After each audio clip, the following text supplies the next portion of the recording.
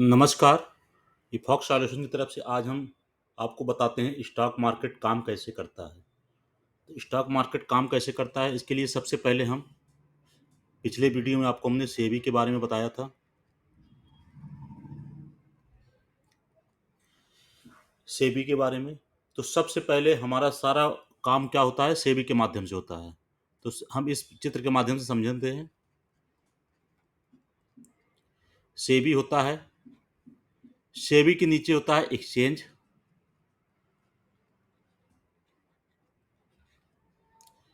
Exchange से होता है ब्रोकर। ब्रोकर से होता है सब ब्रोकर।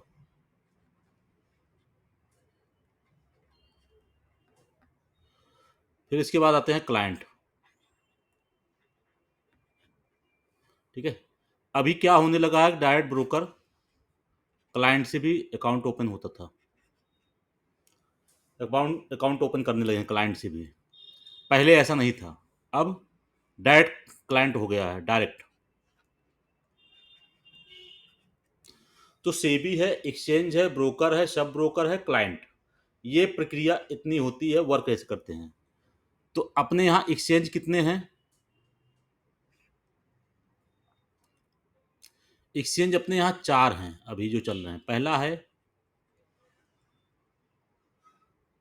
एनएससी, दूसरा है बीएससी, तीसरा है एमसीएक्स, चौथा है एनसीडीईएक्स। तो हम इसके बारे में समझते हैं क्या क्या होते हैं ये। एनएससी बीएससी, एनएससी और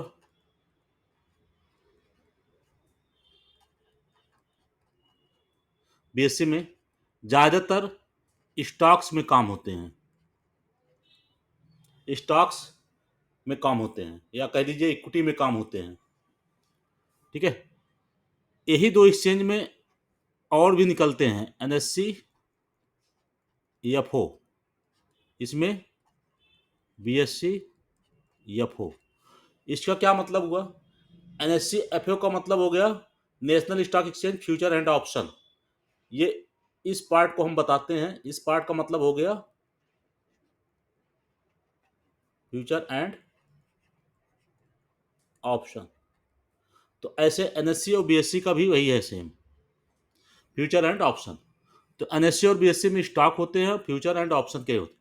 ये दो एक्सचेंज ऐसे हैं जिसमें इक्विटी का काम और फ्यूचर एंड ऑप्शन काम होता है। और आता है एमसीएक्स। एमसीएक्स क्या है? इसका फुल फॉर्म है मल्टी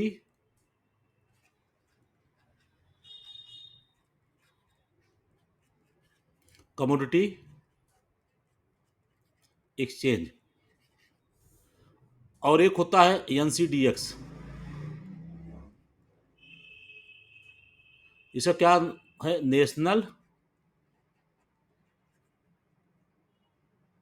कमोडिटी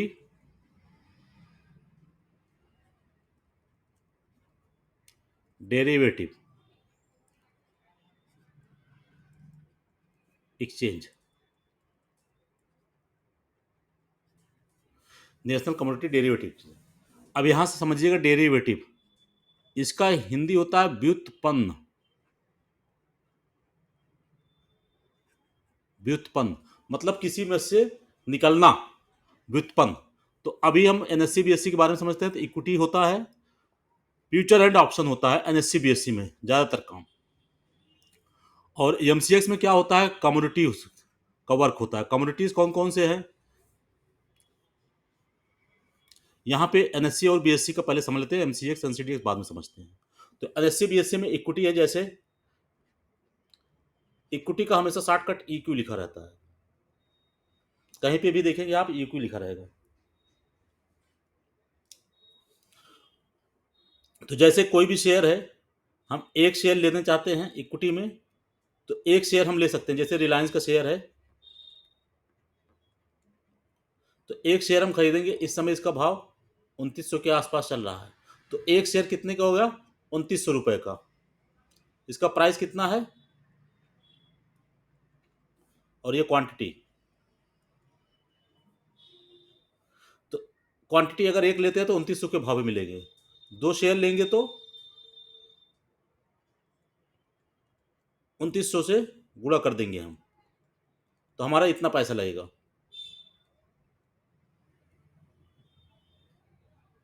5800 रुपये।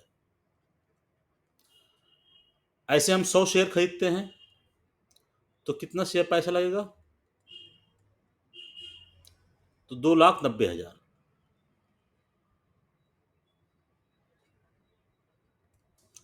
तो कहने का मतलब है इक्विटी का मतलब है 1 शेयर 2 शेयर 100 शेयर हम खरीद सकते हैं, तो जितना शेयर हम खरीदेंगे उतना पेमेंट हमको देना रहेगा। इसीलिए इक्विटी मार्केट को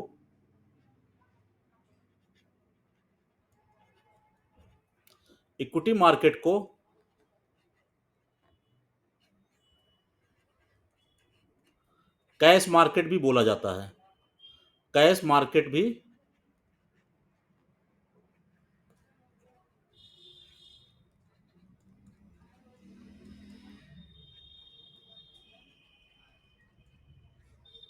क्यों? क्योंकि यहाँ पे पूरा पैसा देना रहता है, इसीलिए इक्विटी मार्केट को कैश मार्केट, क्योंकि इसमें हम फुल पेमेंट करते हैं। तो जब हम पूरा पैसा दे देते हैं तभी हमको शेयर मिलता है इक्विटी मार्केट में। तो इक्विटी का चाहे एनएससी में खरीदें चाहे बीएससी में खरीदें, रेट का थोड़ा डिफरेंस रहता है बस खाली। एनएससी में वैसे भाव चल रहा है 2900 का, तो बीएससी में भाव चलेगा या कम या थोड़ा ज़्यादा, बस थोड़ा बहुत अंतर रहता है पैसे का।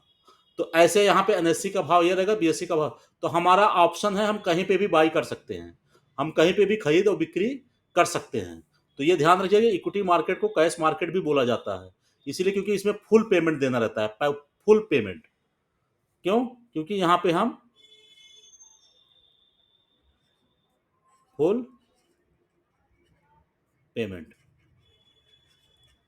फुल पेमेंट देना रहता है।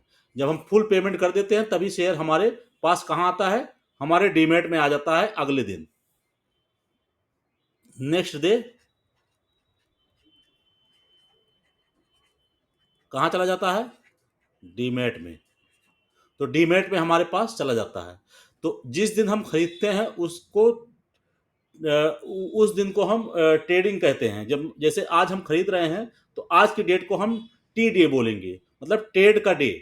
टी डे का मतलब होता है यहाँ पे टी डे, टी डे का मतलब हो गया ट्रेड डे।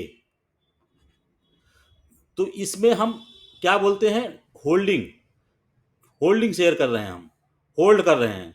होल्ड का मतलब होता है आज हमने खरीदा और हमने बेचा नहीं, होल्ड, उसको हम होल्ड बोलते हैं। तो होल्ड का मतलब हो गया हमारा शेयर डीमेट में चला जाएगा। ठीक है। अगर यही चीज हम सेम डे खरीद और बिक्री करते हैं, सेम डे, तो अगर सेम डे बाई और सेल करते हैं, बाई और सेल करते हैं, तो इसको हम बोलते हैं ट्रेडिंग।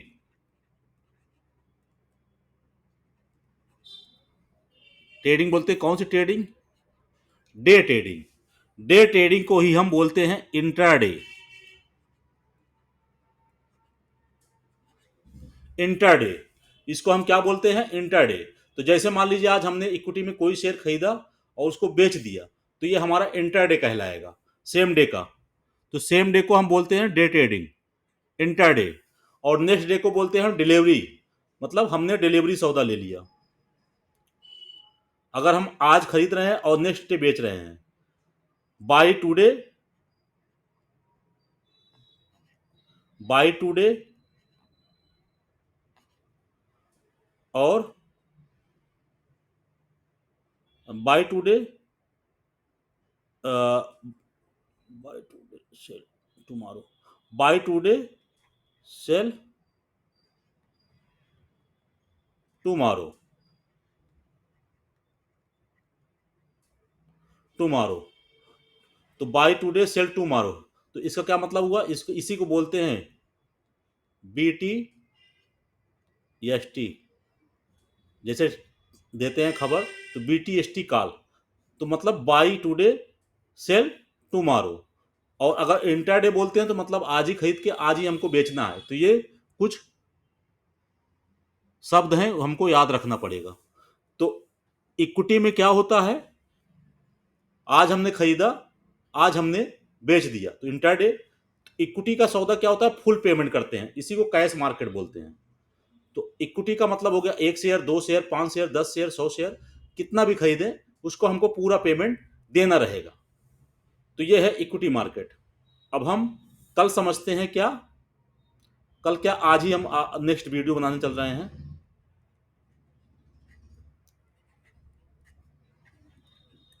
अगला वीडियो क्या रहेगा,